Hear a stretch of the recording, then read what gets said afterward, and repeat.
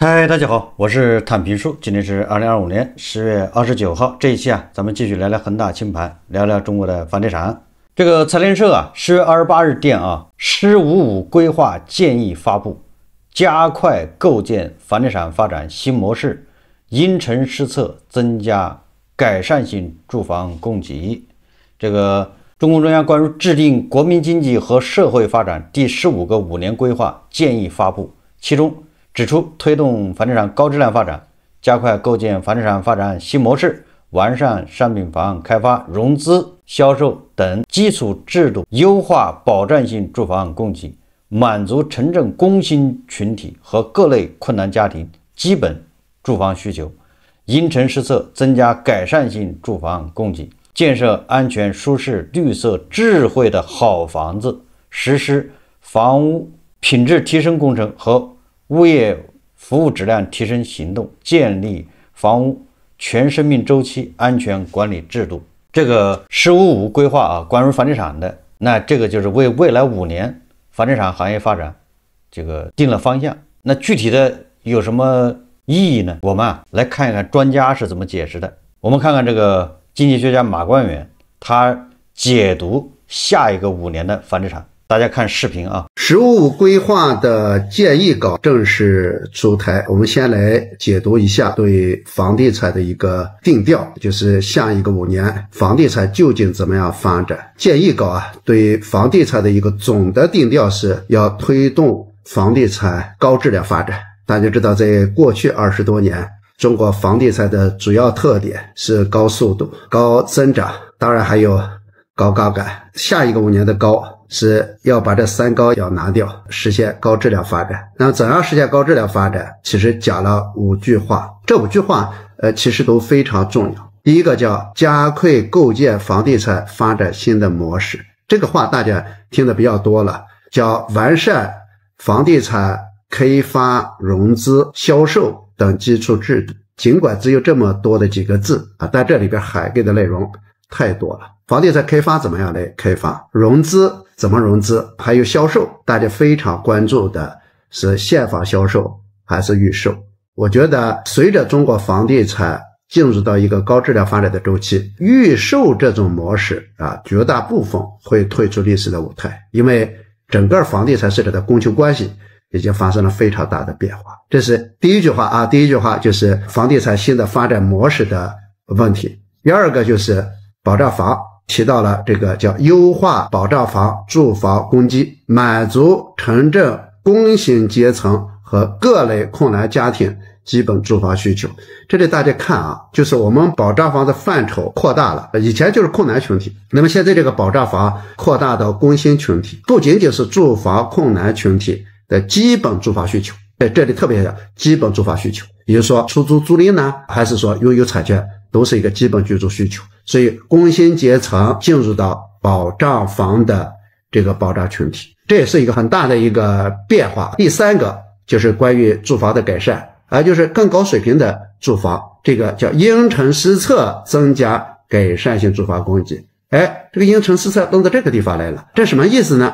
就是说根据各个城市的经济发展水平、城市发展水平、居民住房的这个水平然后才建什么样的改善性的住房，提升居民的居住水平这是第3句话。第4句话是关于好房子。大家知道，从今年开始，各个部门、各个地方都在探索好房子，所以他说要建设安全、舒适、绿色、智慧的好房子，实施房屋品质提升工程和物业服务质量提升行动。其实从这句话里边我们看到好房子是什么？第一个是好品质的房子，第二个是什么呢？好的服务的房子，特别是物业的服务，下一步会成为提升的一个重点。最后一句话是什么？要建立房屋全生命周期安全管理制度。这个其实在今年相关部门住建部也一直在推全生命周期的怎么样来保险，就是说保障房屋的这个质量因为大家知道我们住房这个土地使用权70年，在这70年的周期里边，怎么样确保这个住房的一个这个品质质量的一个保证等等。那么现在的这个大修维修基金等等可能还覆盖不了。有些比如说你还得加点钱弄点保险，保险怎么去弄？除了这5句话啊，其实“1555”规划建议里面还有一句关于房地产的，关于房地产的有2句话。第一个是关于房屋限购等等，说要取消不合理的住房限购等对消费的这种限制性行为。我们可能会预计5年以内这个住房限购可能会拿掉了，限购这个就不存在了。第二个就是关于城市更新，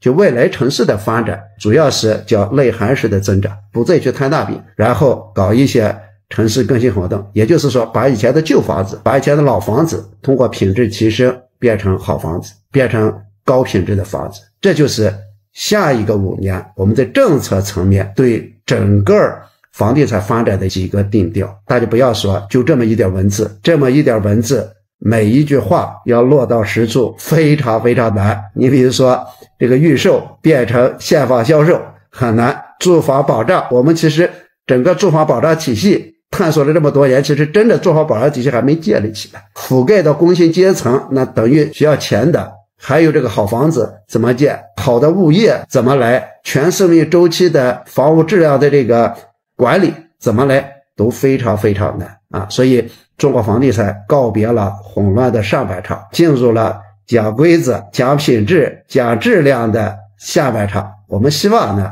在下一个5年，大家的住房水平能有一个很大的提升。这个专家解读就是不一样啊，以专家解读的为准。我觉得啊，这个马冠元老师解读这个国家政策还是不偏不倚啊。简单点说啊，我认为啊，这个政策的初衷啊是好的，最后啊也一定能够完成啊，叫安质安量，圆满完成这个15规划的这个目标。但是最后至于这个韭菜是吧，可能因为个人原因感觉不爽，这个怎么说呢？人民日报早就说了啊，不能因部分经营主体感受不好否定整体经济形势。也就是5年以后啊，你不要以你个人对吧，买了房子吃了亏，首付跌没了，或者房子跌了30%、50%，你就说房地产不好。这个不能因个人啊感受不好否定整个房地产的这个发展。我们未来5年这个房地产任务是一定能完成的，你就瞧好吧，对吧？如果你还不能理解的话，那你就多多理解一下啊，多多领悟一下什么叫高质量，什么叫低质量。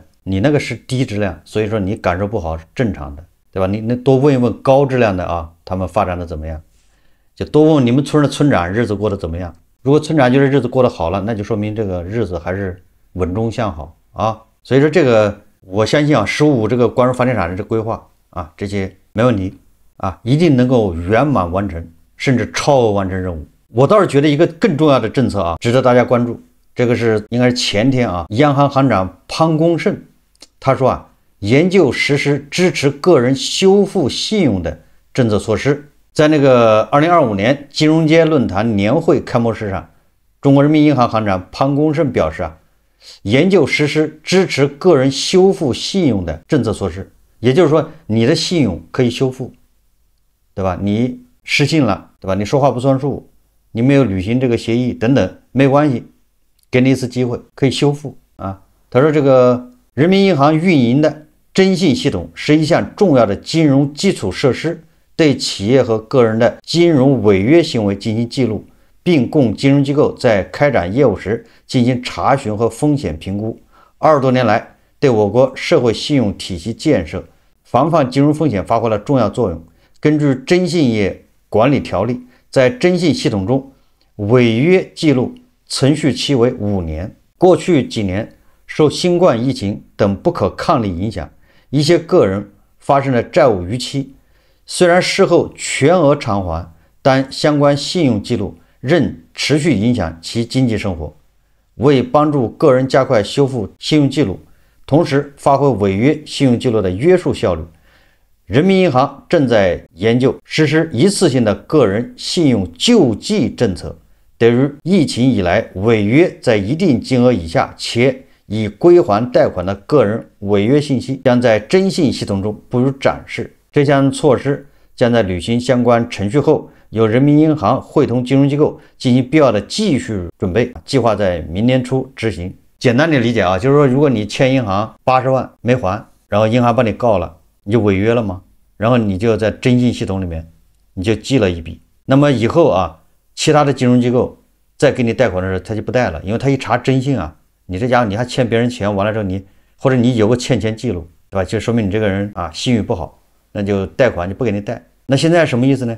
就是说你只要把这钱还上了，这个记录还在啊，不是说把这记录给你抹掉，是说别人在查这个记录的时候查不到了。我理解不知道对不对啊？就是说你只要把这80万还上了，好，你在央行那个叫征信那个系统里面，你的记录还在，但是别的银行再去查你的征信的时候，这一条它不显示了，因为你还了，把你的黑历史啊给你掩盖了，就不让人查出来，但是还记录了，这么理解。那这个会有什么作用呢？这个就相当于给一部分啊，对吧？因为种种原因，他征信被记录了，失信了，然后他钱又还了，这样的人他现在想买房买不了，没法贷款。哎，你这个一放开之后啊，哎，征信一修复，哎，他又能贷款了，因为反正银行在查你的时候查不到了，过去那个银行看不到，所以怎么说呢？我就想起了一个成语啊，叫掩耳盗铃。那你这不是多此一举吗？那你就告诉这些商业银行就行了，对吧？你查到一次啊，征信记录不好，但是只要他钱还上了，你就视作征信是好的。前面哪怕是他5次失信、5次违约、8次违约，他只要把前面的钱全还上了，那他就这个人啊，就相当于他那个不良记录就清零了，就像你那个驾照那个违章那个积分一样，对吧？每年给你清零一次，你还免得去改那些系统，对吧？你要开发那些系统，让那个下面工商银行或者建设银行去查征信的时候一查，前面看不见，只看到现在是好的，何苦呢？这不就是掩耳盗铃吗？对吧？你还不如通知啊商业银行，只要这个人这个前面的所有的欠款都还清了，那么这个人就视同他的征信没问题，你就该借他钱，不就完了吗？或者只要这个人名下没有违约贷款，就是贷款违约他没还的，只要他没有了，就给他贷款。怎么说呢？就是为了促进经济啊，就是为了什么意思啊？央行就是为了让你加杠杆，也是操碎了心。你看他这个征信，他失信了的人，他加不了杠杆啊。为什么给你把这解决掉？就是想让你接着加杠杆。这个对个人来说是好事啊。也有的人他是因为种种原因呢，做生意失败，对吧？什么导致了？但是人家后来钱还了，那征信系统也恢复不了，这不好。然后呢，反而让那些黑市，对吧？那些违法的不法分子，哎，你给钱给他，他可以帮你修复征信，这不是这个现在社会上不有这样的企业吗？帮你修复征信啊，这不就是对吧？如果你没有个公开的这种措施啊，或者渠道救济渠道，那就让这些违法乱纪的、权钱交易的，给他们自身的土壤。所以我说啊，不如你直接就公开，对吧？就法律就这一条，你只要把前面的欠款全还了，我们社会啊就不再认为这个人有不良记录。你不让人查，那不就是叫掩耳盗铃吗？不如堂堂正正，对吧？那这个对稳楼市有什么作用呢？我觉得作用不大吧。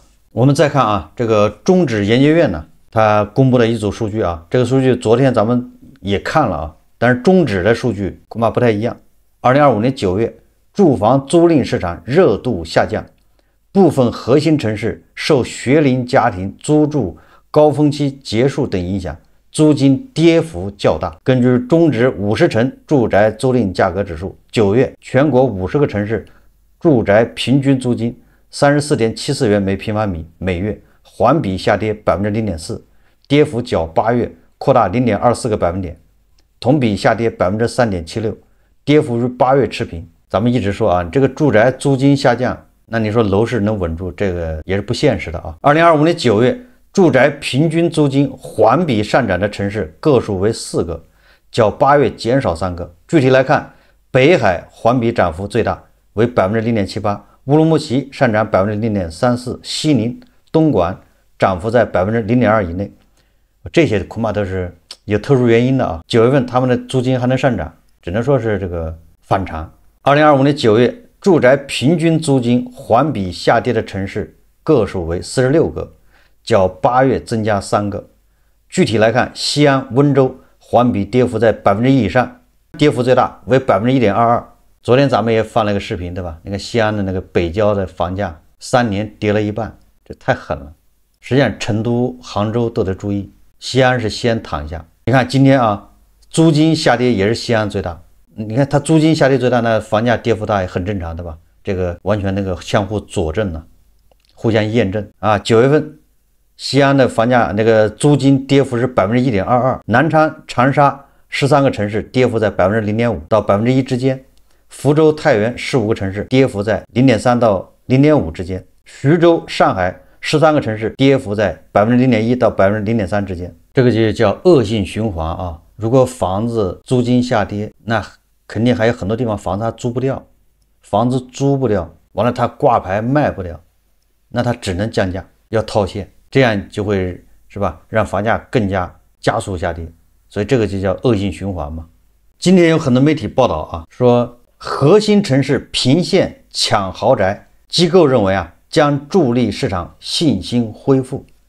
这个每日经济新闻报道啊，其他我看很多媒体都在转载，他是这么报道的，他说近期高净值人群在核心城市争购豪宅现象频现，这个咱们一直在说的吧，尤其是上海30万1平米的房子，对吧？1个亿、1.6亿一套的房子，秒光、日光，这个现象咱们天天都在说。10月，香港、上海、北京等地豪宅成交活跃，如詹勇就是那个阿里巴巴的5354万元购香港半商豪宅，上海高福云境创1亿元以上单盘销售记录，北京远洋别墅1.43亿元法拍成交。科尔卫数据显示，豪宅市场走出独立行情，业内认为高端住宅成高净值人群优选资产，其活跃将助力市场信心恢复。这段时间，高净值人群争购豪宅的现象在多个城市核心地段接连出现。科尔卫数据显示，2025年前3季度，全国11个重点城市总价1000万元以上商品住宅成交27372套，较2024年同期增长 15.6%。在房地产市场深度调整期走出独立行情，越贵越买。核心城市近期频频上演抢房大战，豪宅在北京法拍市场热度尤为抢眼。10月17日，4套顶豪集中成交，总成交额超3亿元。其中，朝阳区远洋一套接近1700平方米的独栋别墅，历经2次流拍后引来反转。10位富豪报名，从 1.06 亿元起价，一路竞价至 1.43 亿元，溢价率接近 40%。同日成交的还有3套曼河北京原霄云路8号房源，总成交价超 1.6 亿元，其中一套房源经历272次延时，276次竞价，3位买家鏖战17小时才分出胜负。10月18日，上海黄浦区高福云境项目开盘当日，25套总价 1.3 亿到 1.62 亿元的房源全部售罄，创下上海1亿元以上房源单盘销售记录，贡献30亿到40亿元销售额。这个是万科的项目，不知道能不能对万科，对吧，来一剂强心针呢，对吧？此前9月21日，上海嘉里建设金陵华庭2期120套房源单日售罄，套均总价8200万元。今年以来，上海1号院、绿城、朝明东方等豪宅项目表现抢眼。近期香港豪宅市场成交热度也较高。10月24日，张勇斥资5354万元港元购入香港半山坚尼道竹林苑一套193平米的住宅。193平在上海、在北京、在杭州，那叫小房子啊。但是在香港，那绝对的豪宅，因为人家是按平尺卖房子，你这叫平米。该房源位于香港黄金地段，截至2025年6月末，估值为3431万港元，也就是张勇是溢价买的啊。助力市场信心恢复，这是专家说啊。科尔卫研究中心统计显示，2024年全国100个热销高端项目中，近60%聚集于城市核心区。在第一太平戴维斯深圳董事总经理看来，虽然地产行业风险并未完全出清，但房地产市场已经处在一个较快修复中，特别是一线城市核心位置，核心房地产资产会有较好的市场表现。对部分高净值人群来说，高端住宅已成保值增值加风险防御优选资产。同时，高端住宅市场活跃也将传导至整个房地产市场，促进核心区域资产价值稳定，为整体市场定价提供参考，助力市场信心恢复。他举例称去年深圳鼎豪中海深湾9序入市，开盘就热销100亿元，反映了市场对高端住宅的旺盛需求。而今年4季度由中海地产和华润置地操盘项目，或许能为豪宅资源贫瘠的深圳市场注入新的能量。专家认为这个什么1.6亿的房子，日光8000万以上的房子都要抢，30万1平米的房子要抢，然后几个富豪跑到香港买房，这就有助于市场信心恢复。我也不知道这个专家是怎么得出这个结论的。朱门酒肉臭路有冻死骨。这个专家没听过大量的这个韭菜断供。我最近看了一组数据但是不一定准他说断供的已经有180万了吧，还是说80万了，反正这个数不小而断供的这些房子实际上它都不是那些豪宅，都是200万、300万的、100万的。很多韭菜的吧，买个100-8万一套的房子，那也是咬紧牙关七大姑八大姨的借钱他们是要结婚，要生孩子，孩子要上学，刚需跑去买房，对吧？100万一套的房子都咬牙切齿，勒紧裤腰带，掏空6个钱包，完了之后稍微一跌，他们一失业，对吧？价格再往下一跌，他们马上就破产。一边对吧，是为了100-8万一套的房子破产，一边是上亿的房子被人抢，这实际上已经说明这个非常危险了，非常凶险，贫富急剧分化，而且越来越严重，钱在往少数人集中。专家居然说这个有助于市场信心恢复。你这个豪宅卖1个多亿的房子卖的火，和那100万的房子有什么关系吗？对吧？那些5线城市那些县城的房子大量的卖不掉，都是鬼楼，专家去买村长家吃上肉了，村民们信心就上来了，觉得未来日子好了。你说这叫什么逻辑？对吧？村长家开上豪车了，村长家这个买上游艇了村民就认为我们的未来日子一定会更好，信心就恢复了。实际上这会加深仇恨这些专家这到底是在高级黑还是在干啥？所以我说如果明年继续都是上海这豪宅继续热销，然后北京、深圳，对吧？杭州豪宅热销再这么下去，这不是好事这怎么可能是好事呢？越来越多的人因为失业断供，然后就前半生的努力打了水漂，后半生还负债，想翻身都翻不了。那边呢，对吧？1.6亿的房子就像买菜一样，专家居然没感觉到危险，没有觉得什么不公平不对的地方，反而还说有助于信心恢复，这就是妥妥的是在拉仇恨我个人分析推测我可以这么说明年呢，即便上海、北京、杭州、深圳这豪宅热销，恐怕都不能报道了，不让报道，大家一定会看到的。今天我在网上看到一个视频，对吧？这个就跟上海的豪宅就形成鲜明的对比这视频我就不放了大家自己看。这个他说的就是山东临沂一个烂尾楼，一个单亲母亲贷款买房，他俩女儿，这房子买的本来是2024年1月1号交房的，但是大家也知道种种原因，反正就一直交不了房，一直延期，也给不了一个什么明确说法。所以这个无奈之下单身母亲她也没钱租房，只好带着2个女儿搬到了烂尾楼里住，这还没交房但是据说这个开发商非常贴心先是把这个房间里面的电给它断了，再把整个的这个项目的电也断了，这个里面的水也断了，然后甚至把整个小区给封锁起来，因为它不是烂尾楼吗？不让人进出。这母女3人每天爬22楼回家，然后通过这个小洞对吧？没有风扇的地方进这个施工场地。后来发展到连附近的公厕都不让他们用水，也就不让他们在这里住，把他们赶走。同时呢，这个房子烂尾没人管，这个买了房的单身母亲到处找这个找那个，维权申冤没人管。然后这个倔强的单身母亲就带着2孩子非要住在这个烂尾楼里面，然后一大帮各方面各部门的人都找上门劝离，就把他3个人赶走。你烂尾楼归烂尾楼，房子交不了归交不了，但是你们住这儿不行，你说说吧。有的时候真的是没有办法就有一种无力感，就好比那个郑州那个亮亮丽君那夫妻俩，我对他们其实看的不多但是他们给我的印象那是刚开始那典型的妥妥的正能量，对吧？2个人对未来充满信心，每天去他那个期房那儿拍照，各种这个对未来这种憧憬，对吧？向往，我给人感觉妥妥是正能量信中医嘛。结果你看看铁拳可不管你是谁，打起来都一样，一视同仁，对吧？现在房子到现在没交多少年了，然后他想退不了，然后他要求人交房，那你退不了，那你交房啊，对吧？也交不了，反正就是扯。这些韭菜，对吧？就像蚂蚁一样，蝼蚁啊，他们和那1.6亿的房子形成了鲜明对比，对吧？你说这样的人要越多，这社会能稳定吗？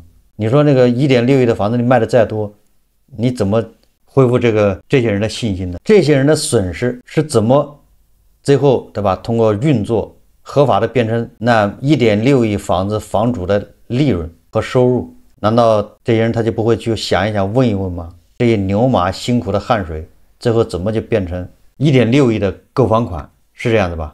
所以我说啊，这种现象啊不是好事。所以说上海豪宅越卖越火，这绝不是什么好现象，对吧？最后逼着这些牛马他要停下来问一问自己，这么多年汗水流到哪儿去了？发现自己也没闲着，一直在努力，那为什么是这么个结局呢？对吧？这当牛马一旦想明白了，这不就坏事了吗？所以最好还是转移一下他们注意力，不要让他们想这事，还得干活啊。好，这期节目啊，咱们就聊到这里，感谢大家收看。如果喜欢我的节目，欢迎订阅、转发，也可以在下方留言评论，谢谢大家。